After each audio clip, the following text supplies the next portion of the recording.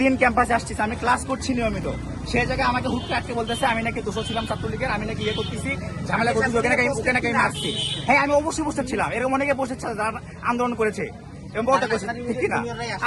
আমার Facebook check করেন যে আমার কোনো কিছু আছে কিনা, আমার কোনো দোষের পিঠতে আছে কিনা। মানে এটা কোনো মানে হয়? আমি নিয়মিত ক্লাস করছি, আমি নিয়মিত পরীক্ষা দিচ্ছি, আমি নিয়মিত লাইব্রেরিতে আসতেছি, আমি পড়াশোনা করছি। না, আমি হলে থাকি না, হলে থাকি না, আমি আমার ইচ্ছা। আগে থাকতাম, হ্যাঁ ভাই, আমার ইচ্ছা, আমি থাকি না। হয়তো আমার এরকম মনে হয়েছে যে হয়তো বা এখন যদি আমি হলে থাকি তাহলে হয়তো বা আমার একটু মাথা নিচু থাকতে হবে, এই জন্য আমি ইয়ে করি না।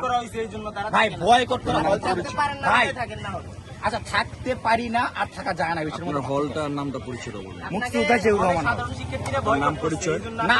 আরে ভাই বয়কট করা মানে কি ভাই? আমি ক্লাস করতেছি, তাহলে বয়কট করতে আসলো? আমি ক্লাস করতেছি নিয়মিত, আমি আজ ভোট দিয়ে ঘুরে বেড়াইতেছি। আপনার নাম পরিচয় একটু বলেন। আমি সাইফুল ইসলাম, 19-20 সেশন, মুক্তিযোদ্ধা জিয়াউর রহমান হল, আর ইসলামিক ডিপার্টমেন্ট।